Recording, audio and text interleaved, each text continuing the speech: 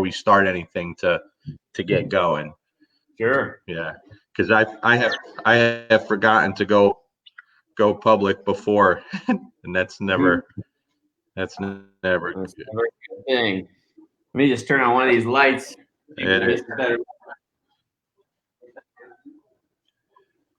All right, I made it public. Okay, good. We're on there now. We'll let people get on, and so it seems like there's public for a few minutes. What's that? Is there a little time delay too? There usually isn't. It's usually pretty. Wait, let me see if my volume is. Yeah, if you have two things on, you want to turn the volume off on one of the other things, but it might have been on my end. What would I have on? I just have the computer on. Like if you have your phone online or something, like into Facebook, if you have the live on there, it could. I'm just on the computer. It may just be the internet. I'll turn my phone off completely. How about that? No interruptions. Hey, Anna. Yeah, turn my sound down too. Yeah, we got crummy weather here, man. We got the remnants of that hurricane coming in, so we're having all kinds of internet difficulties, and I was like, oh, geez, this is bad timing. Hey, Debbie, I don't think you could see people signing on. I know there's a way that you can go in right now and share on your page too, but if you can't figure it out, we could do it once we end it. Then it'll be easy to share. What's up, Nick? Hey, David. Share it down the line. I told everybody to come to your page anyway, so. Good deal. How you doing, man? Pretty good. Pretty good. How's everything going? Keep busy? Yeah, I got some pretty good projects I'm going on right now. I'm trying to get rolling since the COVID thing happened. I decided to just change things. So one project started, and the other project is just in the early planning stages. But good stuff. I don't know if you want to hear them, but it's all good, man. What about you? I'm in no rush.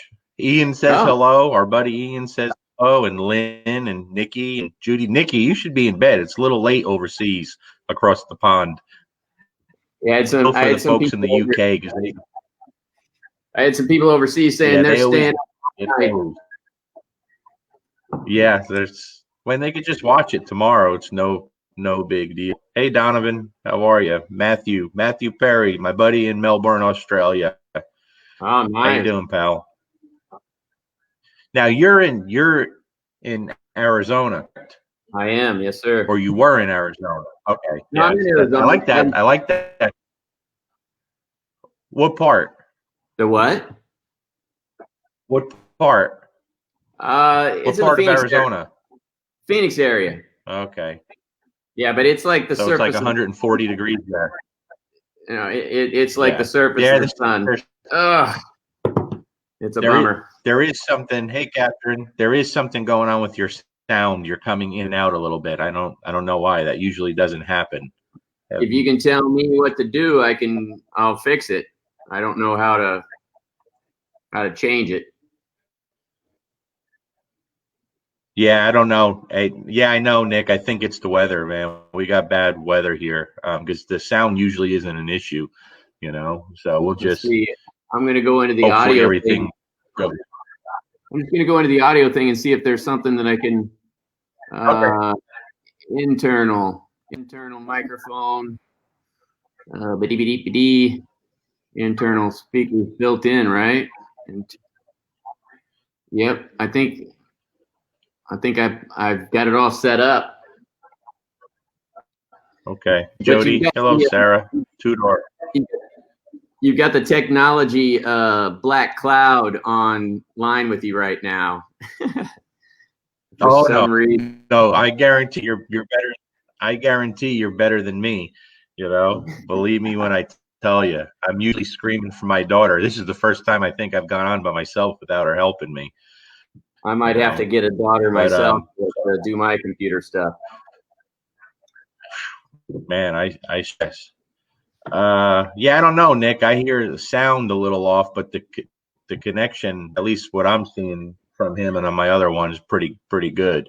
But you're out in the booth more than me, Nick, so that might be the issue. Jumping on for the first time, so not sure of the protocol. Can we ask questions? Absolutely, Shelly. We'll try to touch on everything. I'm sure we're going to be talking about behavioral stuff today, and there's nothing planned. I think, how did we first start discussing this, Lynn? I think it was after talking about the in-home aggression stuff that so many people had Yeah, interest in. I saw that post you put up, that video talking about that, and I was like, this is such a big topic that people really need to understand, because in your post you talk about trainers kind of starting and stopping and not having the full ability to understand how to take care of it, and then the clients not getting their money back for ineffective work. I really think it's an important topic. That's why I reached out to you. But it's a tough one. It's a very tough topic. I don't know if that's what you want to talk about, but that's how this got started. Yeah. People that, especially all the trainers out there. And that's the truth. I just talked to someone yesterday, paid a lot of money, made it through one lesson, and had to quit because of what the trainer did dog on day one. And, when I asked her, I said, are you going to ask for feedback? She goes, no, I just want nothing to do with them. I said, that's a problem. I said, you should get your money back. That's highway robbery. What that is rape.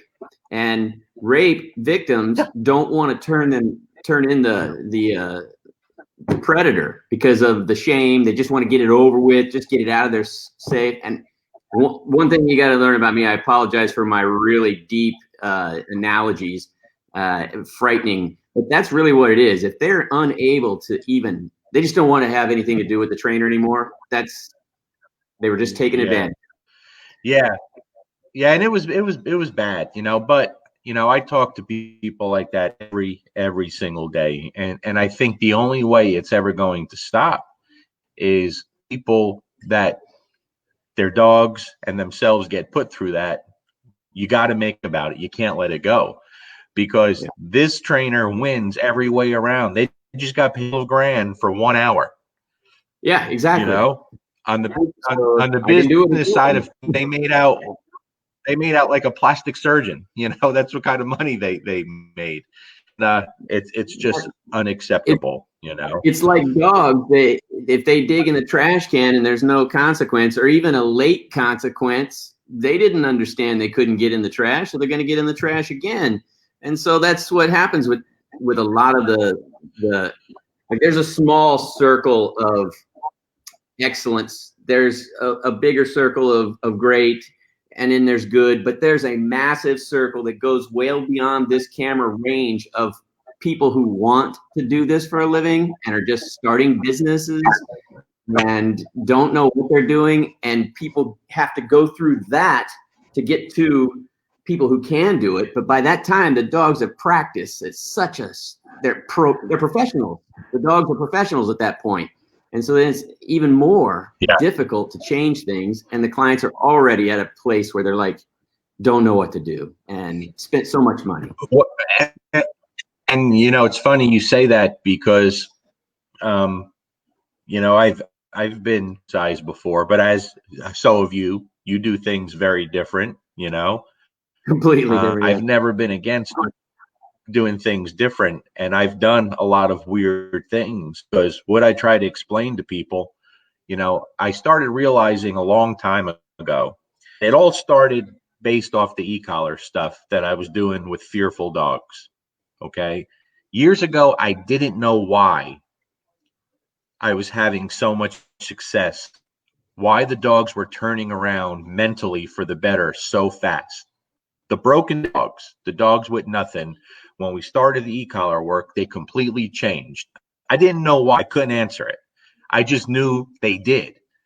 And then as I went on through the year, I started seeing little things like that in other areas also. Hey, Jay, how you doing, buddy? Nick. And what I started seeing was the dogs that struggled, everyone was doing the same things.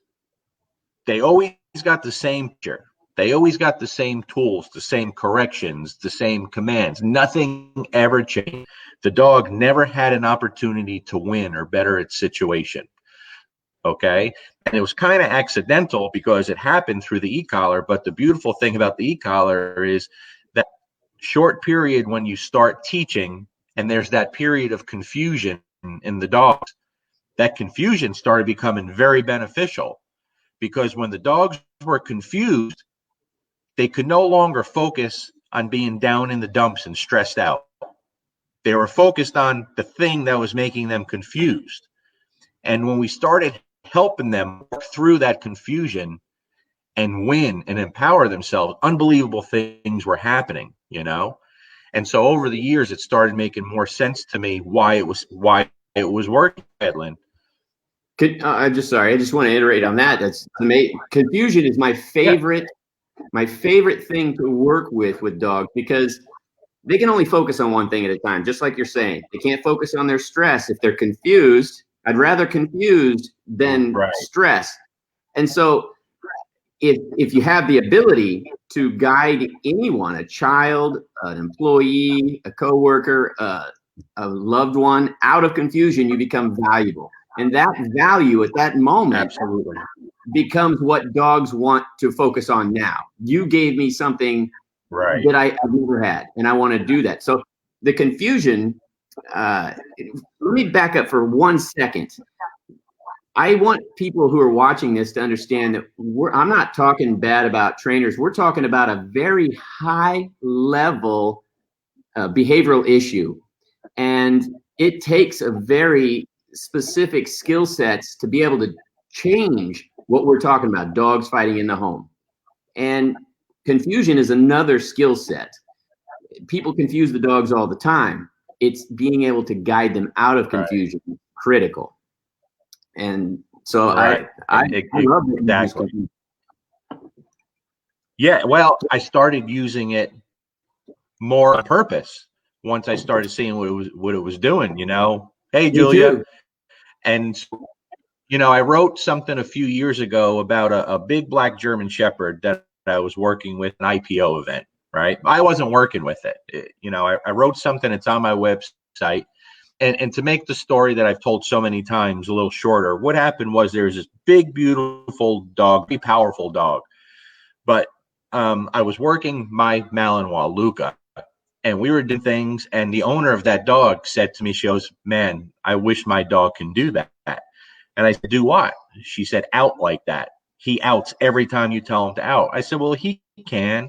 He said, "No, trust me, there's no way." I said, "No, he can," you know, and we went on.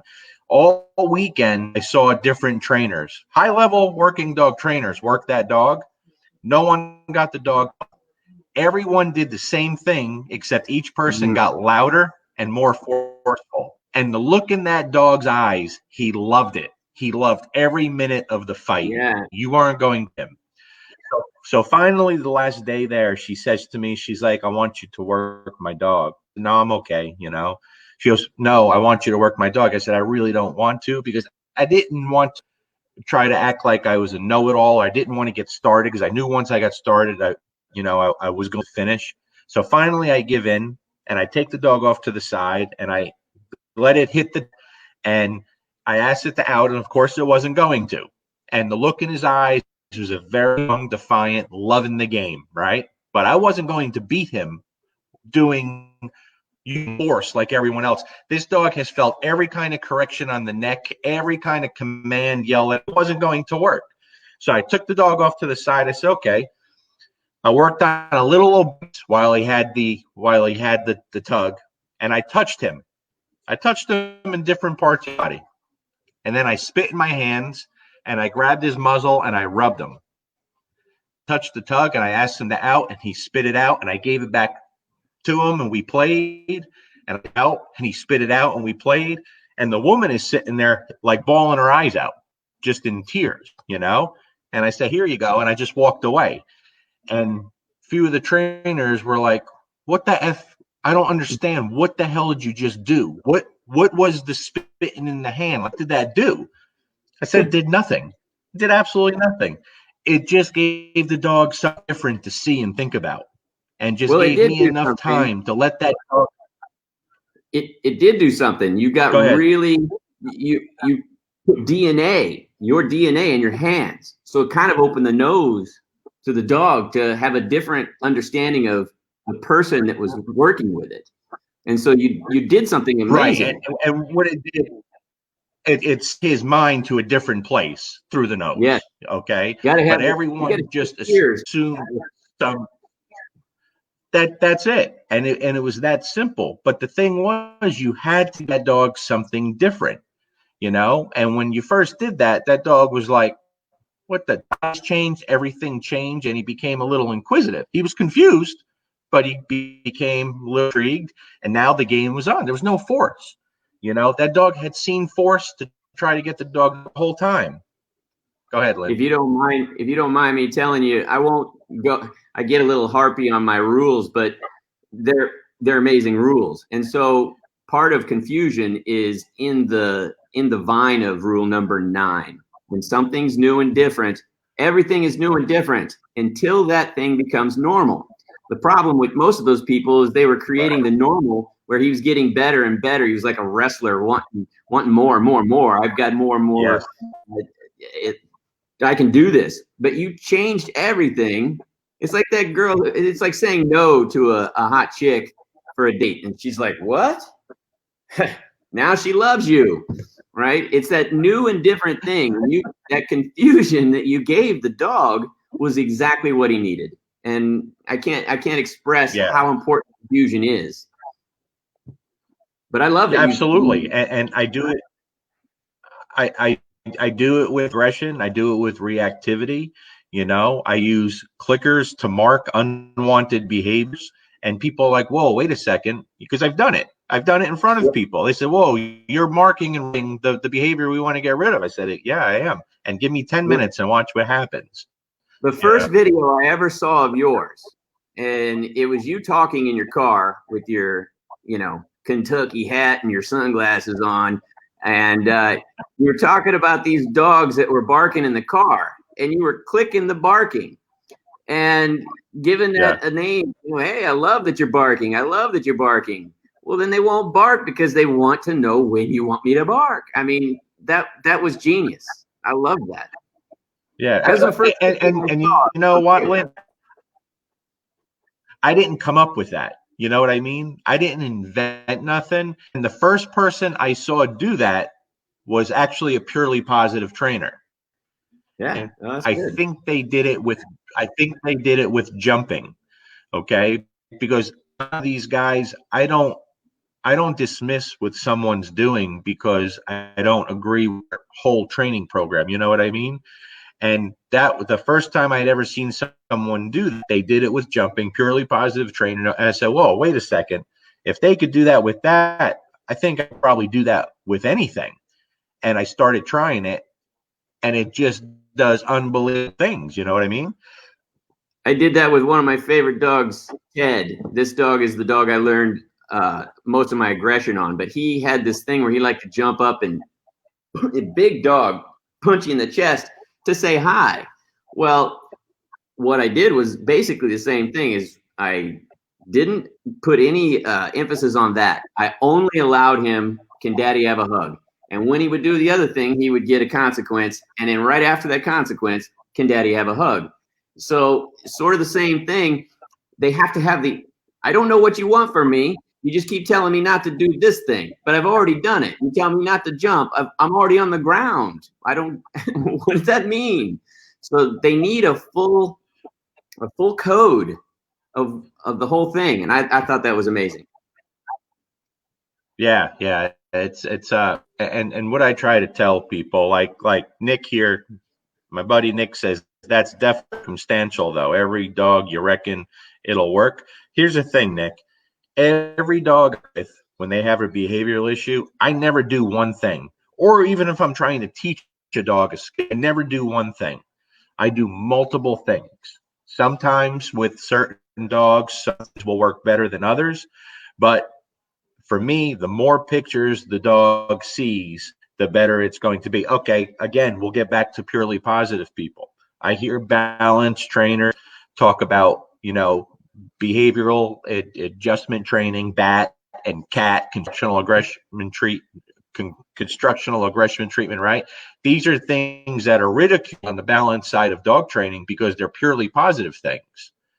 But I can tell you, as someone that's had a lot of success, especially with CAT and combining BAT with it as part of an overall program, it's extremely beneficial. Extremely beneficial. But so many people on the balance side will dismiss things that come from the purely positive side. You understand what I'm saying? Well, that's where the problem is there should be if you're balanced, you're doing everything. But I'm not sure what Nick said. Exactly. What was it Nick said? He said, what did he say? It's circumstantial, though. Every dog, you reckon it'll work.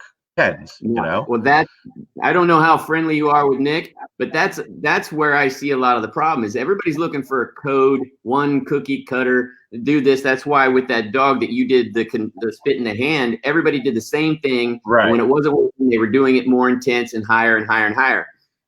I like to do the same thing, but slightly different.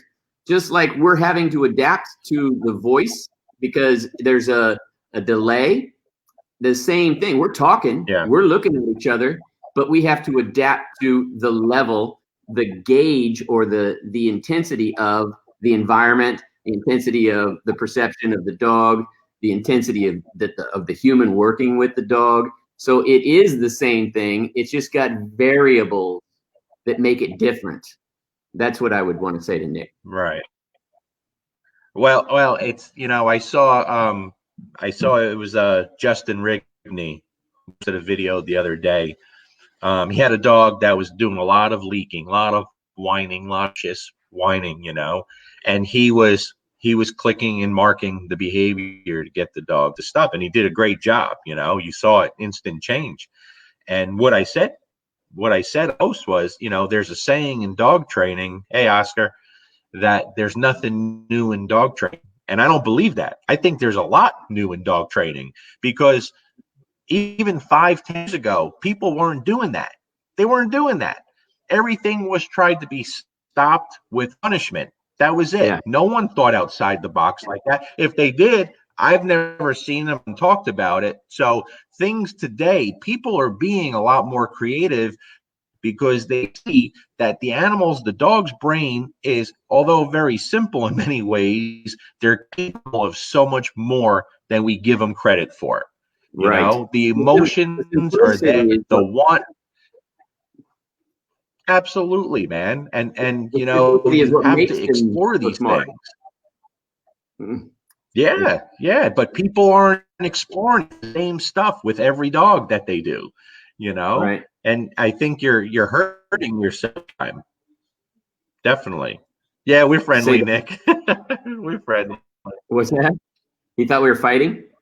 I was talking. No. He said, yeah, we're buddies. The whole thing, I mean, if you look at how I do stuff with dogs, it's like nothing. I mean, I don't even use the language or anything that even my own mentor uses. I have learning and comprehension and reading inabilities. When I read the science stuff, the words change around. My mind changes it around, so I have to make up my own languages and things to be able to do it, and that is out of the box. But I don't think I'm doing much different than what most people are doing. It's just the time that I'm taking to use it, and there's a lot of not emotion, but compassion or empathy. I understand what the dog is going through at specific times, and I allow that to drain off because we wind them up so much that they're tight. Yeah. And I need that to unwind so that I can get that that hose out so that things can flow. And so I'm willing to get bit. I'm willing to take the time. I'm willing to let the dog do whatever it takes until we get to that common ground of, all right, you're consistent with me, so I want to hear your side of it, and let's go that way. And then that's really all I think it is. But I don't know all the science stuff. I was real insecure about that for a long time, and I just decided it's okay. I don't understand the science side, mainly because my words get twisted around when I'm reading it. But I guess I have a natural. But you know, I'm the same way though, Lynn. I've never cared much about the terminology, and I've literally never talked about the quadrants with a client, because here's the deal. The majority of the dog owning world out there, not dog trainers, they're everyday dog owners. And the majority of every dog owners know nothing about the animal itself. Nothing. And most people do everything wrong. Everything. And I think when it comes to the training side, both sides, balance side and force-free side, whatever you call every side, I keep saying this, we are failing at aiding the general public on a mass scale. Because in the dog training world, we focus so much on other dog trainers. We focus on the dog training world we belong to. And that's a very small number. Yeah. It's really out there. You know what I mean? Problem, I do. I understand completely. And the problem I see is that, and this is simplified, everybody just wants to learn how to stop something, how to make them not do this, and how to get them to never do that. And so all we're doing as dog trainers is putting a Band-Aid on a wound, and when it gets infected, we put another one on there. And just all it's doing is keeping our business alive, instead of stopping all of this stuff and finding out what the core problem is, building a structure around that to develop a new way of being instead of stopping. That I say this all the time. Everybody says dogs just want to please. Everybody said it. Everybody's heard it. Dogs just want to please. To me, well, what the fuck are we waiting for? I mean, if that's the code, dogs just want to please. Why are we just telling them what doesn't please us? I mean, it makes no sense to me. So I just slow down. Right. And I find a baseline. A common ground, and then I start working on that. You know, I don't know. I just think that we're just feeding the beast our own businesses by stopping a behavior, instead of giving another behavior a way of life instead of punishment. You know, punishment and correction.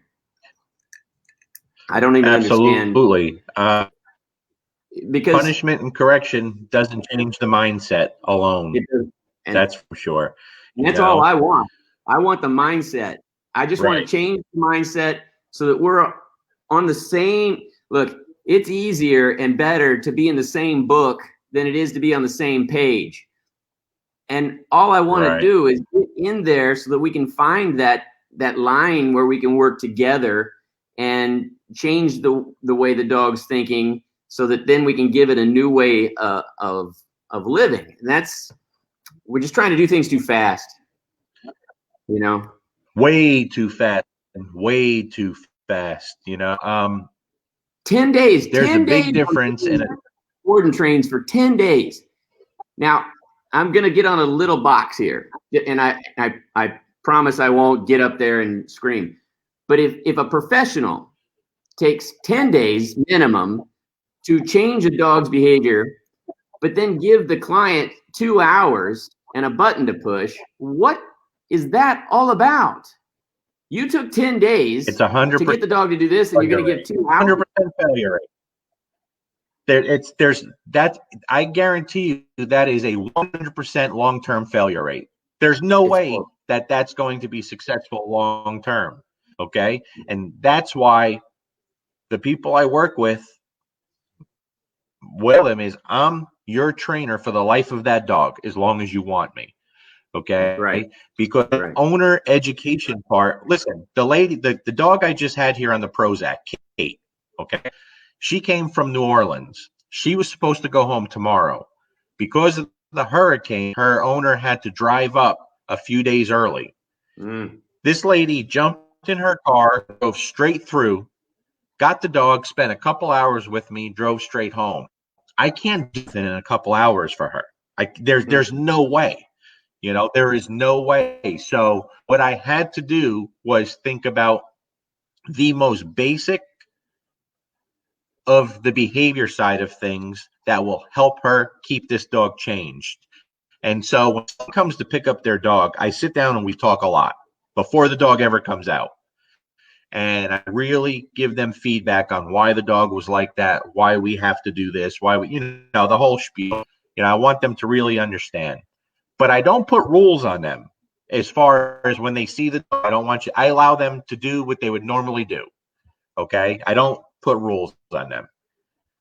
I was going to with this one because the problem was so severe, her being on the drug. I said, no, you know what? I said, I'm going to let her still be herself, and we're going to train through that. We're going to there. So, are you talking about on the reunion or yes. on the? Okay, yes. On the reunion. You got to have the reunion. I see these trainers suppressing the dog and not allowing them to. I haven't seen this my owner in this amount of time, and I'm getting shocked to shit. I can't even what. Exactly. And the owner is just frozen. Like, I got to do that, which means they're never going to do that. No. Absolutely. I have no rules. Don't do what you want your dog. Enjoy your dog. As a matter of fact, if the people are local to me within an hour or two, a lot of times I take consideration where the dog's mindset is at that time. Did these people just drive from vacation to come pick up the dog? I take all these things into consideration. And if any of that's a factor, take the dog home. I'll see you next week. Just go enjoy the dog. I go, just enjoy the dog. I'll see you next week, Yeah, and then we'll work. Because they're not at the right mind. So we spent the first probably an hour what most people would consider doing nothing. Okay, I allowed her to see how she wanted with her, and the first thing that Kate did was pee all over herself. She's never done that with me, and I'm affectionate. I give affection. I'm very affectionate. She's never done that, so it's good for the owner to see that. And then we had a whole lesson just on that. Okay, why? And then, like a lot of owners, she doesn't even realize how she's on the dog to crowd her space nonstop, and she's petting her all the time. Oh, yeah. Rude behavior. They don't even know they're doing it. So I get to point these things out. And we worked on controlling space long before we did anything. You know what I mean? I have a committed owner, a really wonderful owner that this lady is. And when you put stuff out, if you have someone that says, well, I can't do this, I can't do that, well, I don't want to do this, but if someone that goes, oh, I didn't even realize I was doing that. Okay, what should I do? Then it's because they're going to do what's best for the dog. You know what I mean? And what we saw by her doing those little things that she's used to doing, the dog went right back to trying to dominate her. And when she ignored her, she got behind her and actually humped the owner from behind. And I was like, whoa, see, this is all, but these are all lessons for the people to see. You understand what I'm saying? And so, like you said, doing a 10-day board train, and then you spend 2 hours with it's impossible. You can't have success that way. You cannot. And I'm going to laugh right now when I tell you this one. And then I really want everybody to understand, I'm not bashing trainers. I just think that we need to, if we want to do this for a living, we really want, going to a bunch of seminars and workshops are great, but you got to put that stuff to practice. And like this one video I saw, a trainer, the woman came in, hadn't seen the dog in 3 weeks. They had a really nice little floor plan house area for their video and the guests to come in. And they had 2 place boards that they were trying to get the dog to go back and forth with. And so it's brand new stuff to the owner. Every time the dog would come back to the place board, it would slide. And so they stopped everything. And on top of everything, I need you to learn about the e-collar and the dog. I need you to put your foot on the place board. Don't take your foot off the place board because it's going to slide. And that's what they were more focused on. Why don't you put some fucking rubber things on the thing so it doesn't slide instead of putting that on the owner? I just find it hilarious. But I don't want to complain too much. It is important for owners to understand that they got to see the mistakes that they're making. And so I love the reunion. Okay. So when the dog is with me, it's learned how to be with me. When it sees you, I know how to behave with you. And then it does. And then it starts to get conflicted. Like, wait, I'm supposed to work this way with Lynn, but I'm supposed to be this way with Mom. What should I do? And so when the owner then can succeed while I'm there in the frame, the dog sees that too. And I got it on video. And then I start slipping myself out of the frame. I have to come back in. Exactly.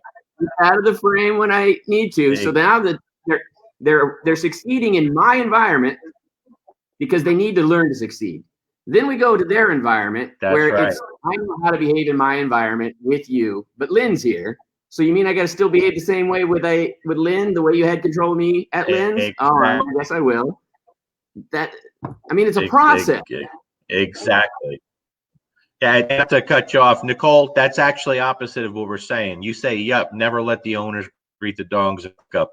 We're saying the opposite. We're saying we always let the owners greet the dogs upon pickup. Okay, we want the dog to you have to understand what is the dog seeing at that. They've been away from their owner for all these weeks. Let them greet the dog. Let them do what they normally do. We don't pause on that moment right there, because if you're going to just try to suppress the dog's behavior through that whole process, that's not dog training. The dog's going to fail miserably. The owners are going to fail miserably. You're not going to have a happy owner or a happy dog. It's funny you say that, Nick. When I took back one of the dogs I had here recently, we were doing some work at the owner's place out back. And I was kind of by the dog at one end of the yard, and the owner called the dog from across the yard. It was a pretty good way. The dog started running and literally stopped and looked at me like for permission, like, wait a second, am I supposed to go over there?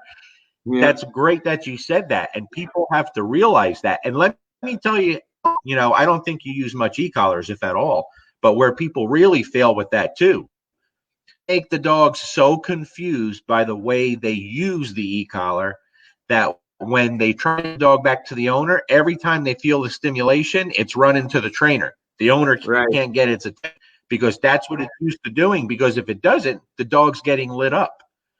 Yep. It has to stop. It has to stop. That has nothing to do with dog training. Nothing whatsoever. And if they understood the confusion that they're putting in these dogs' head, they would feel bad about it. I really believe that, Well, just so we cover, we both like to use confusion. So when you're saying confusion right now, you're talking about the negative confusion that people don't understand, and they're just compiling it on there and creating a depressed dog. Understanding how to guide anybody out of confusion makes you valuable, but that means you've got to be valuable first. And so I got a funny story. I used to do these rehabilitations that were like, minimum 30 days, and so I normally would tell the owner, hey, look, you're just going to be in the front room. The dog's not even going to know who you are.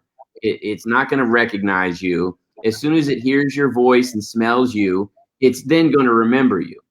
And they never believed me, but it did happen. And the times that I forgot to tell the owner that was going to happen, they would start bawling because my dog forgot me. And I'm like, oh, I'm so sorry. I forgot that the dog is, as soon as it smells you, the file opens, and now everything about you is there. Well, I've had the issues before, Lynn, where the people will call me in the first week and say, the dog's kind of bummed, and I understand what that is. When the dog was here with me, it got a lot of attention, a lot of work. It had, my dogs around, and it lived like a dog. It got to do dog things. Right. A lot of interaction. But for all the trainers out there, when I work with the dog, I try to make it as realistic as possible So when it goes back into the home, let me explain. I had a dog here, and I wanted to make it look super impressive. I want to make videos and get all kinds of views and likes on the internet and on YouTube. And I spent hours a day working this dog. What happens when I put that dog back in its home and it maybe gets 15 minutes of attention a day? It's not fair. It's not fair. Not fair at all. So structure my training over that dog's lifestyle. Okay. And if it's a pet dog that maybe may go on a walk once a day, or the people spend 10 or 15 working with it, it would be so unfair for me to spend 6, 7, 8 a day working with that dog. You understand what I'm saying? Because when it goes back home, it's going to be miserable. It's going to be miserable. Like you a know, foster kid or a child that needs to be adopted. They get adopted and they get into this home and everything's gravy, and then they go, let me take you back. You know, there's this letdown for the dog, and it's not. It isn't fair. Right. No, and there's times where I get a bug, I want to go do it with the dog, and I'll stop myself because I'll be like, man, we already did enough today. I have to call it quits. And there are things people aren't thinking about. You have to put yourself in the dog situation you're going to experience when it goes back home. You know what I mean? It matters. There's a great deal. Here's how serious I'm taking the whole thing. Now, I don't have that big of a following. People seem to know who I am, but I only have like 10 videos on YouTube because I think it's very important to be careful what we put on YouTube. And I started the school of dog psychology. I taught a lot of the big trainers that are now teaching other trainers.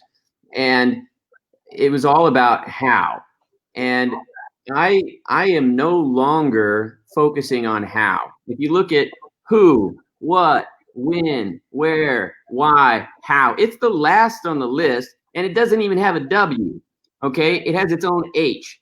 And so if you can understand, let's just say that I show you how to stop your dog's behavior. First thing's going to happen is the dog's going to get better at doing the behavior. That means you've got to get better at stopping the behavior, and you got this whole chain of things.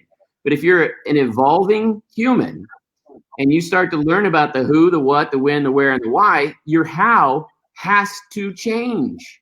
Okay? So I am no longer focused on the how. It's who is responsible, who is involved, who is in the general area, right? What is going on in the dog's mind? What is going on in your mind? What is happening in the environment? When is it starting to happen? When is the behavior going? When do you need to get involved? Where is it happening? Where do you work with the dog? Where are you? And the why is the most important part. And the how is in each and every one of those. Who, what, when, where, why. And then you'll be able to do the how. I am no longer teaching how. I am only focusing on the who, what, when, where, why. And I will go broke. I'm already broke, but I'll go broke. And I mean, that's how you're gonna learn this stuff is to understand, because the example you gave of that one dog where everybody did the same thing, but at different levels of aggression or intensity or hard is the problem. That's the definition of insanity, right? Doing the same thing, expecting a different result. Yeah. If we just understand why is the dog feeling this way? Why do I need this to happen? Where is my here's the problem. You know what I mean? Here's the problem, Lynn. No one is thinking about what the dog is saying. They don't consider what the dog. Right. They don't consider what the dog's saying, you know, and you have to. And you know, I don't even know if I posted or someone else did the other day. Someone asked her, it might have been me, I don't remember, you know, do you consider a dog trained properly on an e-collar to be off leash? And a lot of people said, and I asked why, and a lot of people had very good reasons. And that's one simple question. How does the dog perceive it? You know, right? Because I can guarantee if perceives it is off leash, they get all the benefit. They get all the joy. They get to do all the running. They get all that stuff. It doesn't care what I think. It doesn't care what some other trainer thinks. The But only when thing that it matters is is on the how same does page the with dog see it? Yep. Sorry, Right. I didn't interrupt. This time delay. I hope we get to do this again with no time delay. Now, I want to say something, but I don't want to cause any controversy. Okay, this is important. I introduced the whole pressure and release thing to the dog world, but I started that because I have a whole pressure matrix. And what people don't understand is that, whatever pressure I'm applying to the dog or projecting onto the dog or the dog has the same things. When you see my videos and the dog is biting at me, he's applying a form of psychological and sometimes physical pressure. It's a conversation. Absolutely. It's a conversation, and people just leave off the dog and don't allow it to express itself.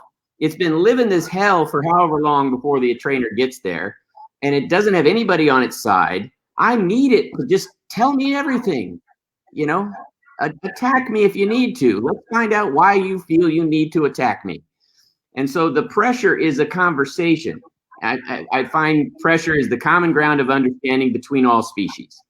And until we can start seeing the dog using the same abilities to apply pressure, reduce pressure, increase pressure, all the way from social to instinctual to physical, all of those forms of pressure, we're just going to constantly be pushing them down. But they have the same ability to you. And if you understand pressure, you can have a full-on conversation with the dog because they have the same right to talk right as you do.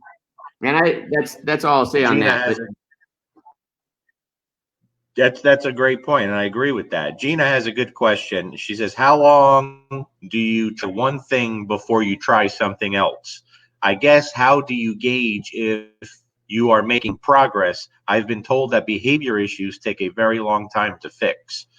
You want to answer that? Is she looking for the end result of the behavior being completely gone, or is she talking about the conversation in the beginning of finding I look for a baseline. The dog does this, I do that. He doesn't understand it, so I do this, and then he does that. And so I came to the dog psychology world with skills already from the Marine Corps, from my childhood, from everything. And so I utilize the language of that to find a baseline. If the baseline for this dog is way up here, well, then I have to do that in order to get it down here. If the baseline for the dog is way down here, I have to go down here in order to get it up here. And so if I don't know if she's asking about the end result behavior or during the behavior, when to change if something isn't working. Is she gonna? Yeah, I'm not sure what you mean exactly either, Gene, but I could tell you this. One I could tell you about most dogs is most dogs start changing the second people change. Okay. That's right. That doesn't mean the problems are fixed or go away, but they start changing immediately when you start providing the correct communication. All right. That's right. Then we get everlasting change with the behavioral issue. You have to change it up here in the dog. What do I mean by that? In other words, if the dog wants to kill a dog every time it sees a dog, what a lot of trainers go to today, probably most, is punishing that aggression.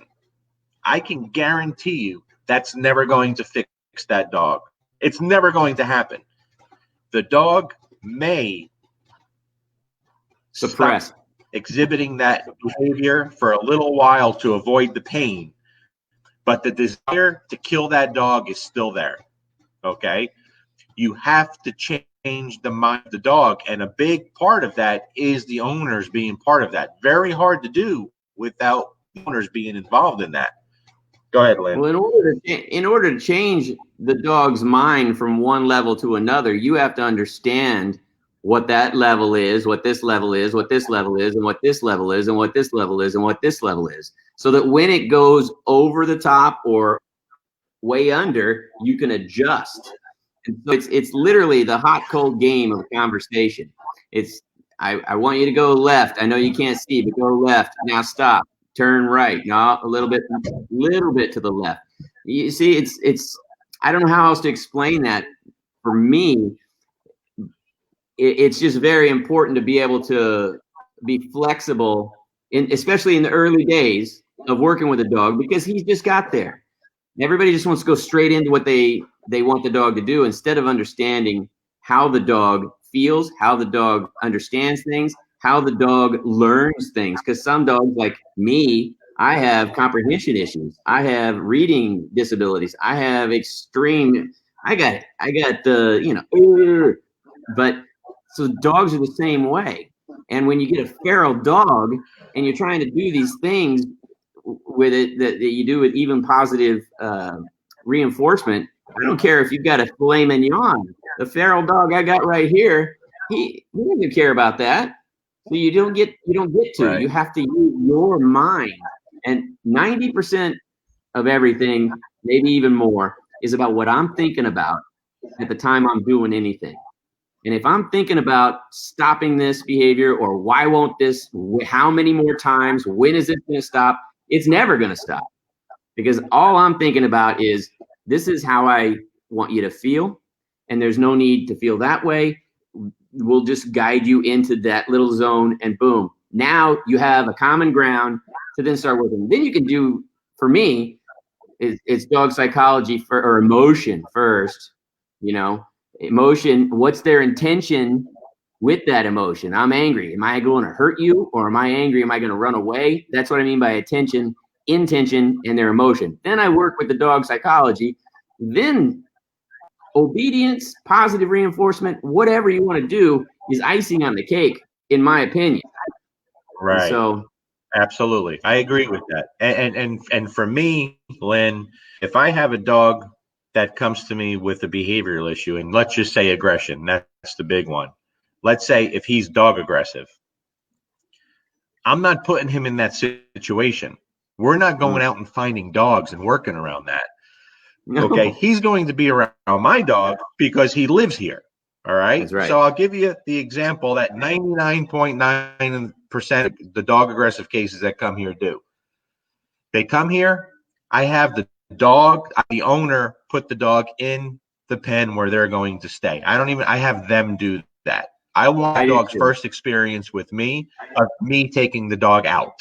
Okay. So the owner of the dog in there, my dogs are not out at this time where they're staying. Within minutes, usually, I bring my dogs out there and I go put the dogs out there. They're going to stay with the dog. Of course, often that dog's going to explode and go crazy when my dogs go out there. My dog rarely even go try to greet them. They're just so used to it. They just think, oh, there's another dog here. But what's going to happen is when that dog sees my dogs have no interest, very quickly, they all settle in and no longer have an issue with my dogs. Now we're going to spend the next 1, 2, or 3 weeks training me and that dog without putting the dog in a situation where it feels it has. I'm going to build that relationship and that trust first. That dog is going to care about me. That dog is going to realize that it needs me. It needs me. It needs a person. It can't do anything on its own. Everything it gets here comes through me. It's freedom to go to the bathroom. It's water. It's food. Everything. Okay? Everything. That dog's going to look to me. All right? Now, once I have that, now we could start pushing out a little bit and going out in public and experiencing the world. And I can guarantee you this, 9.9 out of 10 times, when that dog is confronted with the thing it came for, it's either completely gone or very mild. Right. And at that point, when I say, hey, knock the shit off, basically, the dog gets it because we already have a communication system and he trusts me. Right. But when the dog would get into that in its owner's care, one of two things would happen. The owner would remove it from the situation, which is just rewarding that pressure that the dog is putting on him. Or the stressor to the dog would see the dog and go, screw this, turn around and go away. Again, the dog is winning through applying pressure towards the stressor. And the second we don't give them that outlet anymore, they're like, oh, okay, that didn't work. What do we do now? So I wait to do that till the dog trusts me. And almost always that just goes away very easily, very easily. I tell people, if you want your campfire to go out, stop putting wood in it, you know? And so that's what you're doing. That's good. And then once Good. once you get it down to here, they can't, when they're up here, they can't even hear, you know, they don't know what you want. They're just so well rehearsed with doing what they've always done that they're just going to keep doing it. So no matter what you say or do, it's just going to cause them. You kick a dog in the stomach, he's just going to tighten up the next time. Kick me in the stomach, I'm going to tighten up. And that's really all that's happening is we just need to deflate everything and then start over. I use a lot of analogies, and most people, when they ground their kid, it's out of an emotion. You've lost your car for 6 months, right? Well, in that 6 months, you've got like a prom or, you know, some sort of dance thing that's very important that now you've said you can't go, but you let them go. And so now your word means nothing. If we're going to actually ground them properly, you've lost your car for 3 weeks. Now, at the end of that three weeks, you get your car back, but you don't get to go out until 1. You only get to go back and forth from school or work. What? And then another 3 weeks, now you get to go out until 10. What? And then maybe at the another 3 weeks, you can go out until 1. Guess what? They're never going to come home later than 1 again. They want that car because there was no emotion. It was a nice, like what you're doing with the dogs you're talking about. It's a nice progression on how to behave. And then that's respect. They respect what is theirs now. And you're because we have thumbs, they learn to trust and then respect that they can have those things. That's what most owners are lacking. The dog will give them unconditional love. They're never going to give unconditional respect. It's not going to happen. You know, it's just not going to happen. You know, I put out a video years ago. My back. I sure do love the way you go to my cookie jar. I sure do love the way you do this. But what? You want me to do what? Yeah, I don't think so. Yeah, ring the bell. Let me out, bitch. I have to go play. You know, it's not good. It's not good. No. But I put out a video years ago. Sorry, this whole time delay thing. No, sorry about that. Yeah, you're fine. You're fine. It's a conversation. That's what you do. But I put out a video years ago, Linn. The first videos I ever put out. It was I think it was a Malinois Shepherd mix that was very dog aggressive, although I don't consider it dog aggressive, but it held a few small dogs because it was allowed to. Let's just say that, okay? So I went and I made the video, and it's when I used to do the friggin' free in-home demonstration, sell training packages. I hated that shit. You know what I mean? I felt like a salesman, not a doctor. I hated it. Vacuum cleaners door to door. Yeah, man, I hated it. But I just started trying to film things at that point. My wife got me some kind of little camera. So I wasn't even a lesson. This was just a free in-home demonstration. So this family calls me there and tells me that, you know, this dog has issues. It's killed a few small dogs. And this woman won't run in a 5K with a doggy 5K, all right, in the next couple of weeks. I said, okay. And so I took Bruno with me, my old Rottweiler, and we filmed the demonstration. You know, and it's a shitty video. I didn't know how to do this stuff, and I'm trying this. You know what? I'm embarrassed when I watch it now. We work with dogs and protect our country. What do we need to know about filming? Yeah, but as embarrassed as I am now when I see it, we did change that dog immediately. Okay, and within the next 2 weeks, she was able to take that dog to do a 5K around other dogs with no issues. I used my dog, very stable. And this dog did go after a couple times when we got there. The only thing that changed, the only thing that I had to do was show that dog that it's not allowed to do it. It was that simple. I mean, there was literally nothing else. It wasn't, you know, an hour or two. It was just a demonstration. It was just an evaluation of the dog. And I didn't allow the dog to do it. And I stopped it. And all that dog needed to see a different picture. That was it. That's the code. Never seen it. Please. That's it. It had never seen it from the owner.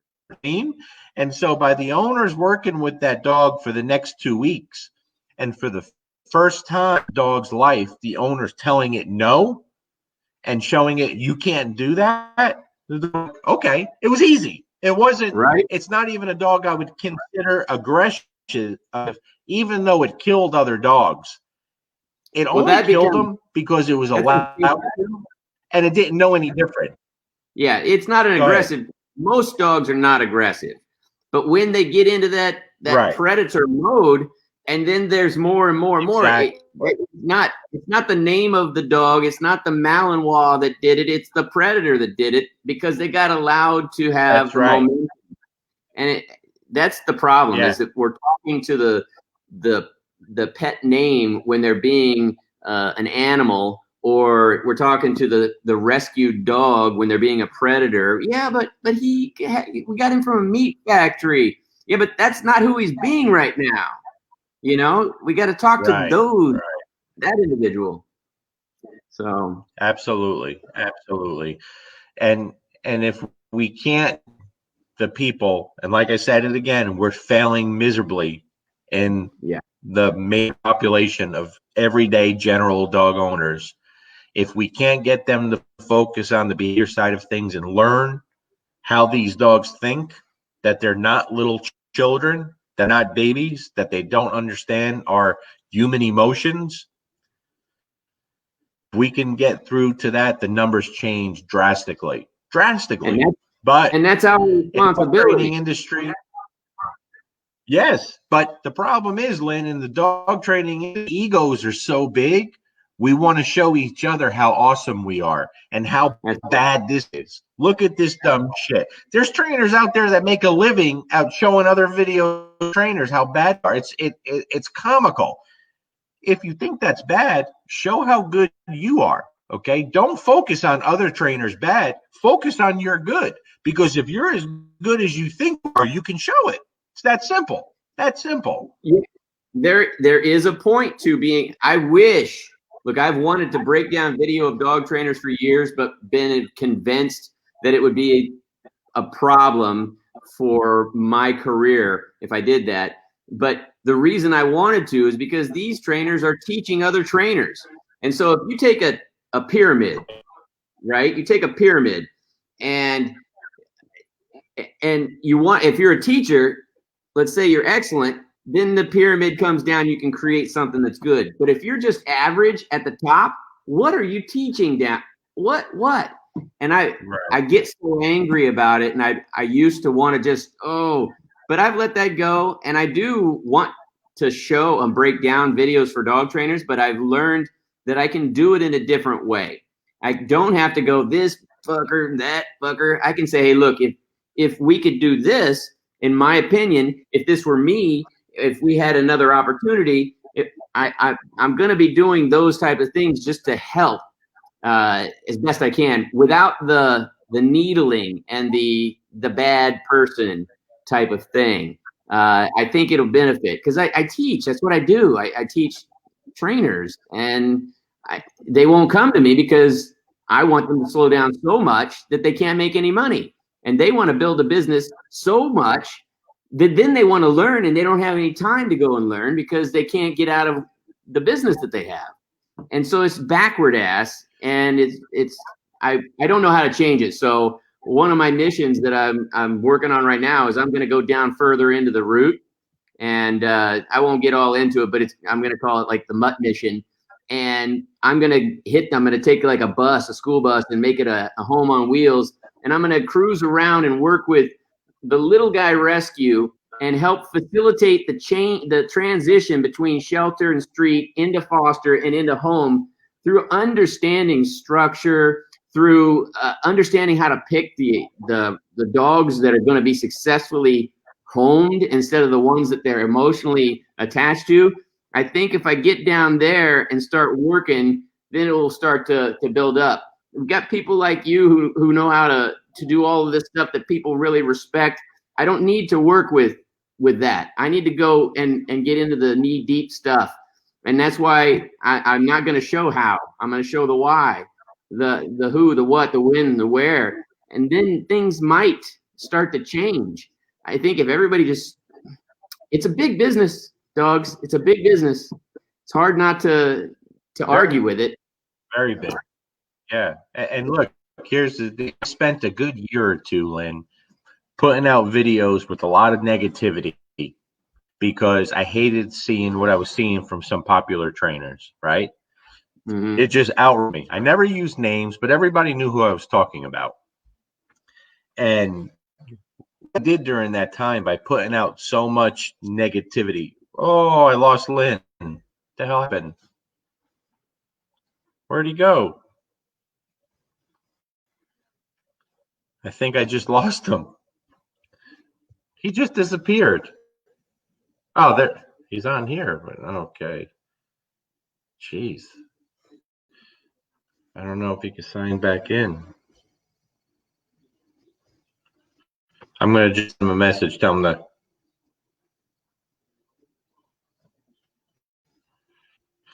I don't know what happened, guys. I just lost him. Hopefully he comes back in when he figures I just sent him X.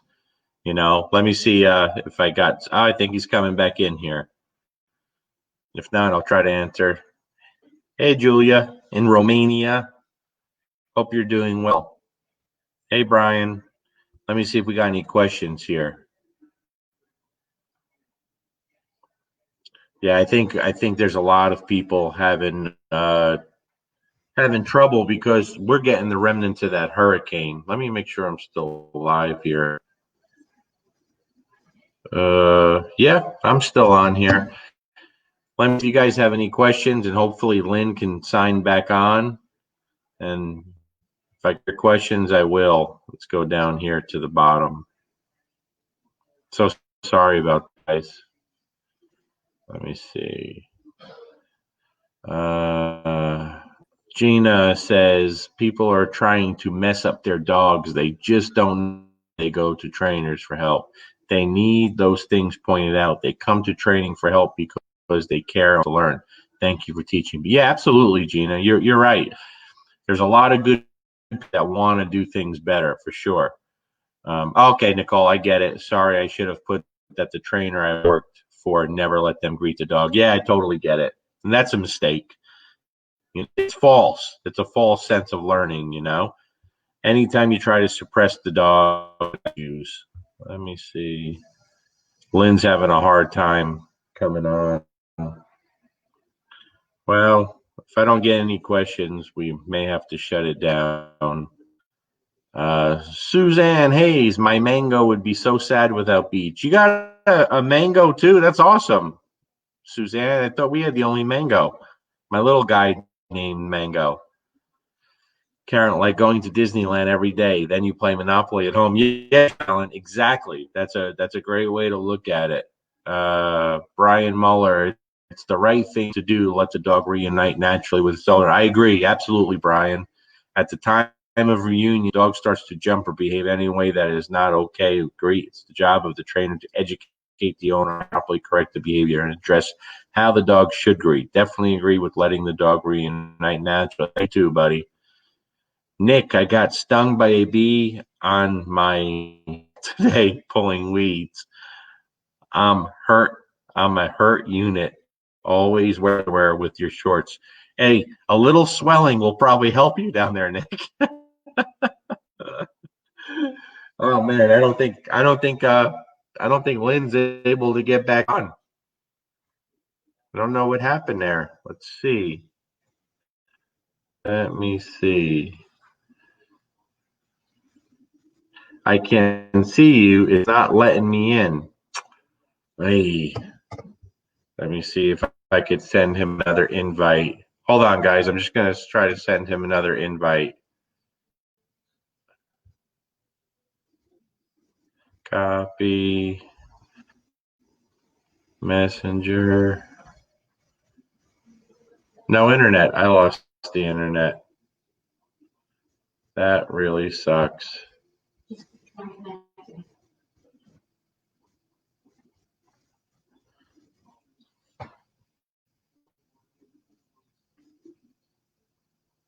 Yeah, I'm still on there, it shows. Sorry, guys. We're having a lot of trouble, and Lynn can't get back in. So we'll just go ahead and shut it down. And that's too bad because I was really enjoying that conversation. I really was. But this storm coming up from the hurricane in New Orleans, it's really caused a lot of internet. Normally with this StreamYard app, it's fantastic. We normally don't have those issues. But it definitely wasn't long enough, and I'm in conversation, so we'll have to do it again with Lynn and finish it up when the connection's a little better. I feel like if I try to send it to him here, let me see if I could resend it this way.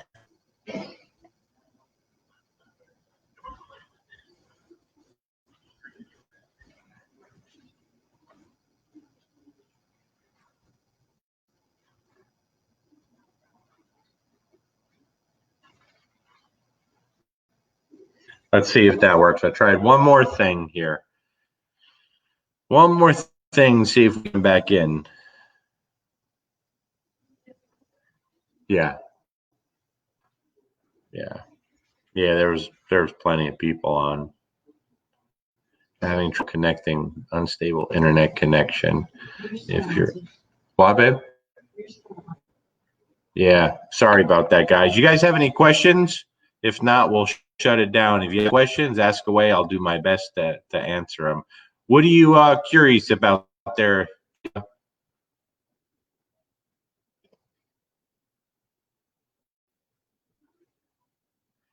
Mark wanted to ask Lynn, are you in favor of getting dogs to thresholds, or do you avoid pushing them to threshold? I don't know what Lynn does, Mark, but I know I try to keep them just going over that threshold. I was going to get a little further into that, and we lost them here. Too bad. I don't think there's nothing she could do. It's just a bad connection because of the weather.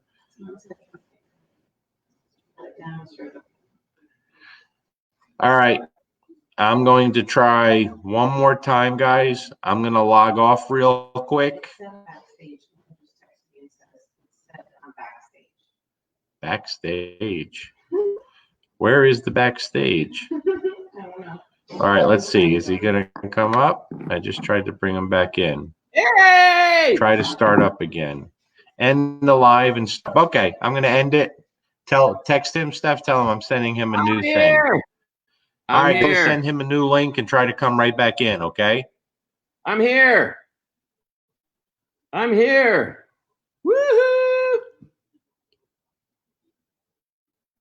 Can you see me? This sucks. It's not even letting me end it. That's what's cracking me up. He said I'm in. I was about to. Nope. There he is. Okay, where am I? Ask if can anybody see me besides you? Not. If someone else can hear me and see me, tell Larry they can see me. He's waving at you. Oh. Computer. It's only on my iPad.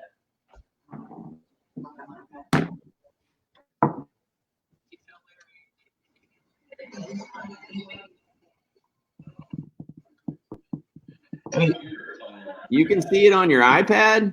Yeah, it's not. Jesus Christmas. Larry said that I can't. It's not bringing. It's not letting me. It's not. I'm not on my computer.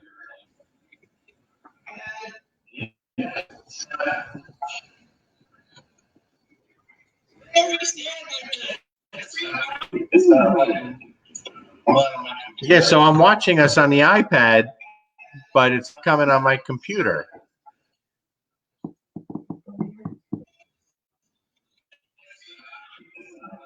Two old dudes learning technology. You know, Lynn, I was really enjoying that, and I don't know what the hell happened, but there's a major delay now. You want to shut it down, start it all over again, or?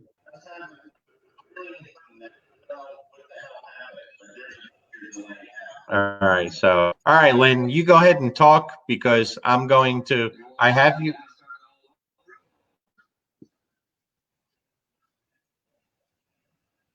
Somebody asked about Catherine's off. extinction. I mean, threshold. Somebody asked about thresholds.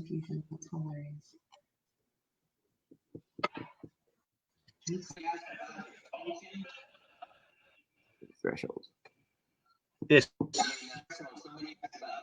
sucks balls. Yeah, it I sucks. hate computers. Why won't it bring me up on the freaking computer? But it's on the iPad. What I'm going to do is I'm going to remove. It's telling me. I'm going to remove from screen and enter again. Maybe. How about that?